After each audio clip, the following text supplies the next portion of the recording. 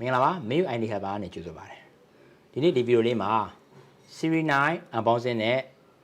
setup ကိုပြပေးသွားမှာဖြစ်ပါတယ်ဆိုတော့ Series 9 unboxing နဲ့ setup မပြခင်မှာအခုဒီ Series 3နိုင်လေးကိုနားပေးရမယ်ဘာဖြစ်လို့ဆိုတော့သူ့ကိုပတ်လာတာ6နှစ်လောက်ရှိပြီ6နှစ်အတွင်းမှာဘာ error မှလည်းမရှိဘူးဘာထိခိုက်မှုမှလည်းမဖြစ်ဘူးနောက်ပြီး battery ကလည်းအခုအထိကိုတညလုံးအများကြီးတဲ့ချိန်မှာအားသွင်းထားလိုက်ပြီးမနေ့တနေ့ကုန်ပတ်အားကွက်တီပဲပေါ့နော်ညနေလောက်ညအိတ်ခံလောက်ကျရင်သူကအားက 20% လောက်ကိုရောက်သွားပြီဆိုတော့အခုထိလည်းကောင်းနေလို့ပဲပတ်လို့လည်းရနေလို့ပဲသို့တော့အခု Series 9ရပြီဆိုတော့ဒီ3ကိုအနားပေးရတော့မယ်ဆိုတော့သူကကောင်းတယ်ပတ်လို့ကောင်းတယ်ဒါပေမဲ့ဒီ6နှစ်လောက်ပတ်လာတဲ့အချိန်မှာသူ့မှာဘာဖြစ်သွားလဲဆိုတော့ဒီအနောက်မှာချွေးစားသွားတာလေးတော့ရှိတယ်ဒီမှာပေါ့နော်ဒါဒီချွေးစားထားတာဟုတ်ပြီအဲ့တော့ဒါကိုအခုသိမ့်မယ်ဆိုတော့ပါဝါပိတ်လိုက်တော့မယ်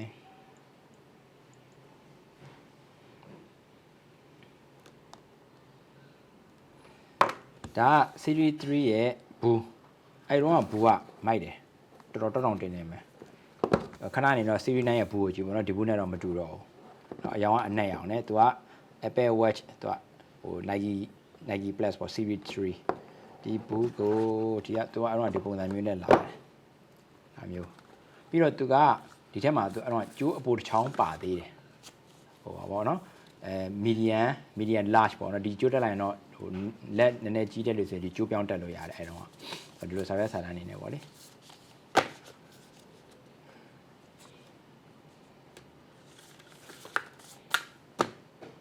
ပြီးဒီဘူးထဲမှာကဒီမှာကဒီနိုင်တို့နိုင်ရဒီအောက်ထဲမှာ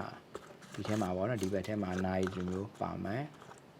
နောက်ကျိုးဒီဘက်မှာကျိုးပါမယ်နိုင်တယ်မဟုတ်ဘူးဒါကဒီကဟိုအာသင်းတုံးမှာပါတယ်အဲ့သူ့တုံးကအာသင်းတုံးပါတယ်ဟုတ်တယ်အာသင်းတုံးဒါအာသင်းတုံးထဲလဲဟာလေအာသင်းတုံးကဟို4လေးပဲပေးတယ်ပြီးတော့ဒီဘက်မှာကျိုးပါသေးတယ်ဟောအာသင်းတုံးရောကျိုးရောပြီးတော့မှနိုင်ရဒီထဲမှာနိုင်ရတော့ဒီမျိုးလေးတင်လိုက်တာပေါ့နိုင်ရဒီလိုလေးတင်လိုက်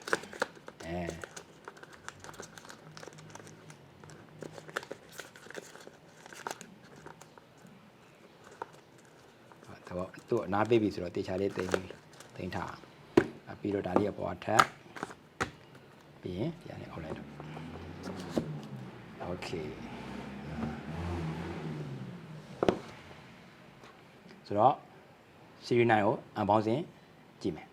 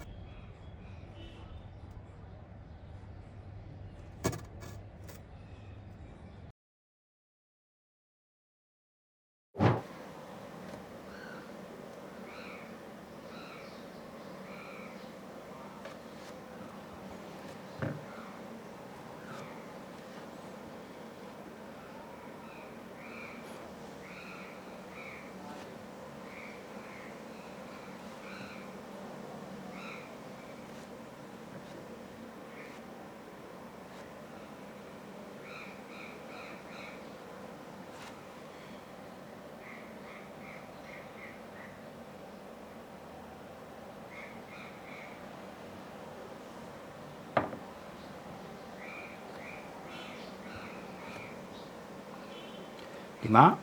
set as new Apple Watch ကိုပဲရွေးလိုက်မယ်ပြီးရင် left right ဘယ်မှာပတ်မှာလားညာမှာပတ်မှာလား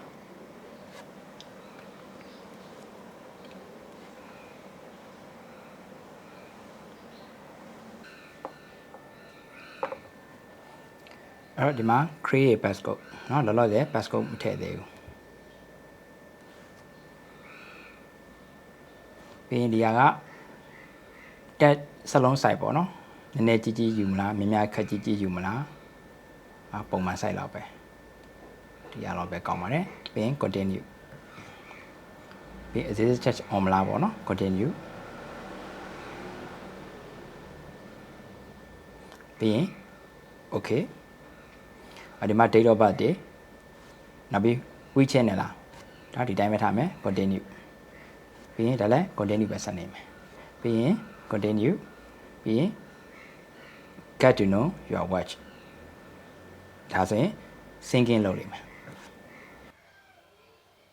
เนาะ hello ပေါ်လာပြီဆိုလို့ရှိရင်ရပြီအော်ဒီက done ကိုနှိပ်လိုက်မယ်ပြီးရင်ဒီက okay ကိုပဲနှိပ်လိုက်မယ်အဲ့တော့ဒီနိုင်ဘက်မှာ start ကိုနှိပ်မယ်ပြီးလို့ရှိရင်သူကဒါကတော့ဒီ digital crown နဲ့ side button လေးကိုသုံးနည်းလေးကိုပြပေးတာအဲ့တော့ digital crown ကိုနှိပ်လိုက်မယ်ဆိုလို့ရှိရင်apps တွေကိုမြင်ရမယ်ဟုတ်ပြီပြီးလို့ရှိရင် digital crown ကိုပဲတစ်ခေါက်ပြန်နှိပ်လိုက်လို့ရှိရင်သူရဲ့ Apple ရဲ့ white face ကိုရောက်သွားမယ်ဒါကတော့ side button ကိုနှိပ်လို့ရှိရင် control center ကိုပွင့်မယ်ဆိုတော့ side button နှိပ်ကြည့်မယ်control center ပွင့်လာပြီအဲ့တော့ပြီးရင် side button ကိုပဲပြန်နှိပ်ပြီးတော့control center ကိုပိတ်မယ်ဒါ web face ကိုရောက်သွားမယ်